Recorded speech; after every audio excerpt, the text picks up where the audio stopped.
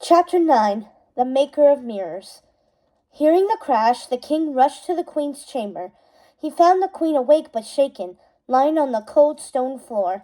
The queen was trembling, clutching the curtain she had torn from the mirror. She looked up, but the man in the mirror was no longer there.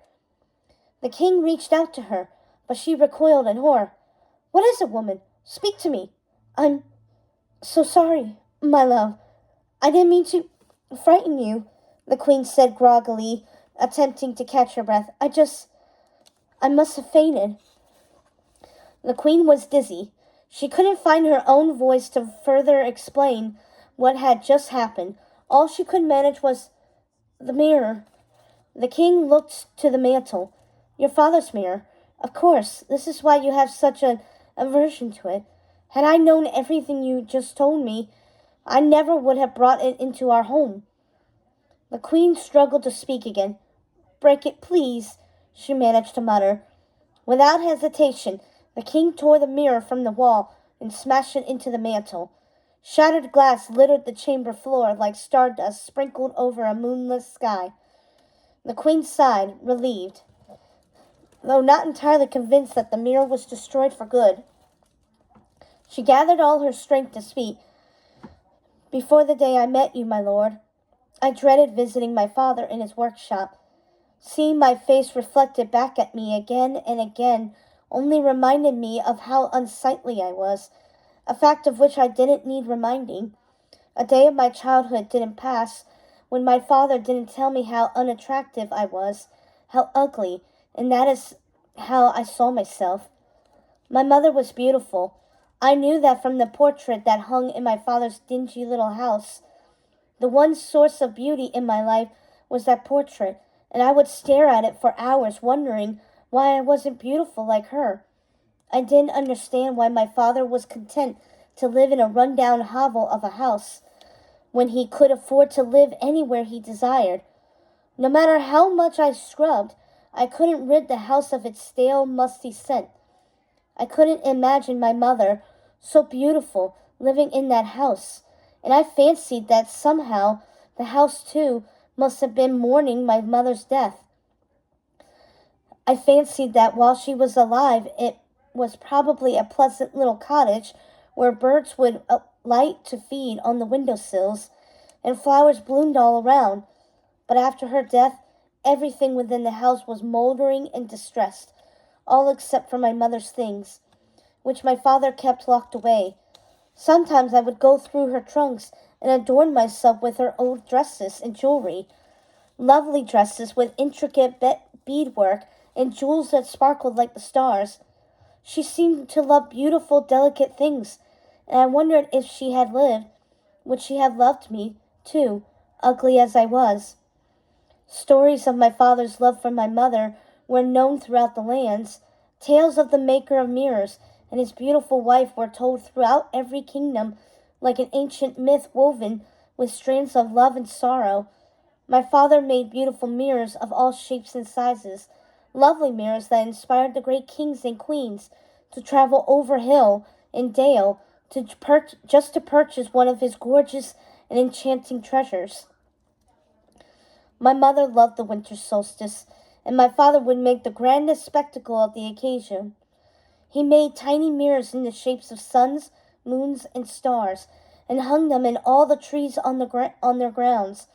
Candles, too, decorated the trees, casting the most magnificent light reflected in the mirrors, so that their home could be seen for miles around, a tiny magical city illuminated and glowing in a sea of wintry darkness. He was heard to remark upon the gorgeous glow he created around his home every winter, saying it was pale in comparison to the beauty of his wife. Her raven hair, fair skin, and sparkling onyx eyes, the sort that tilt up at the corners, adding a cat-like quality to them. How I wish someone would love me the way my father loved his wife, so inspired by her beauty. He created intricate treasures so she could see her grace reflected back at her. I thought I would never know that love, or know what it was to be beautiful. And then I met you in my father's mirror shop. When you ventured off promising to return, leaving me alone and bewildered, my father's reaction sent my heart racing into panic. Clearly you have bewitched him, daughter. Soon enough he will see you for the vile hag you are, he told me. I attempted to convince him I was no witch. I knew no enchantments, but he persisted. Do you think a man such as he would have you as a wife? You are too old, daughter, and unsightly. You are unremarkable in every way.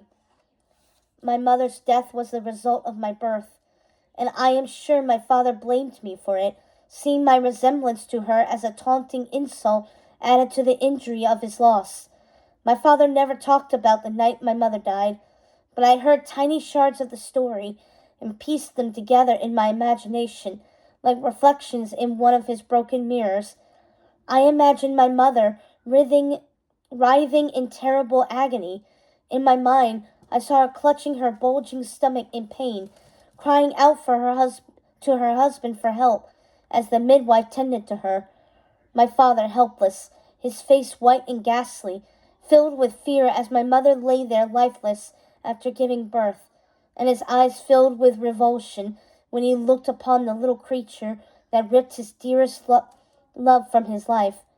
My father must have hated me from that day. Whenever he looked upon my face, it was with disgust.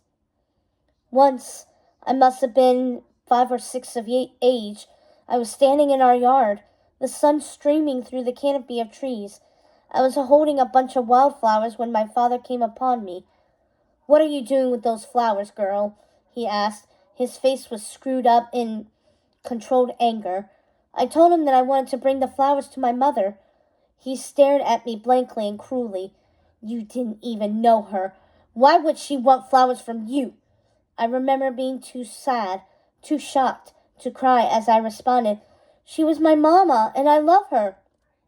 He just looked at me in that way I had become accustomed to, that way that told me if I said anything more, he would strike me. Sometimes he would strike me even if I remained silent. That day, I just stood there and held out the flowers, looking up at him with my lip quivering, my eyes on the verge of tears, but too overcome with so many different emotions to express them by crying outright.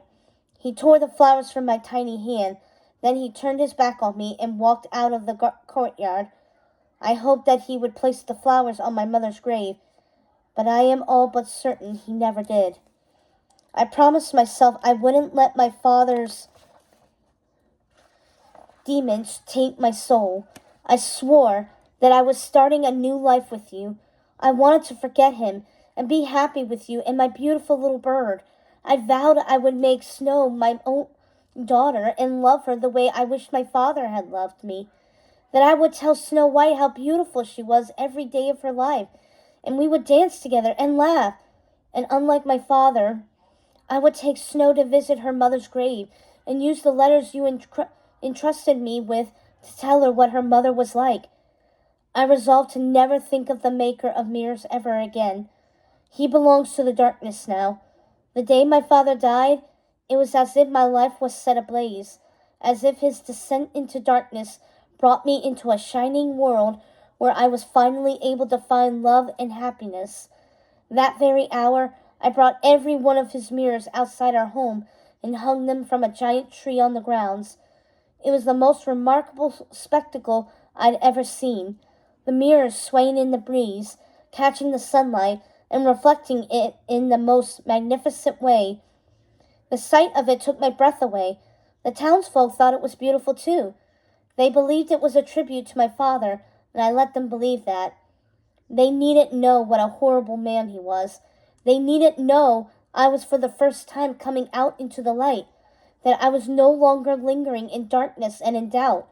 That was the true reason I had celebrated. No one knew how much he hated me, how cruel and utterly inhuman his soul was. A soul! Ha! I wonder if he ever had one.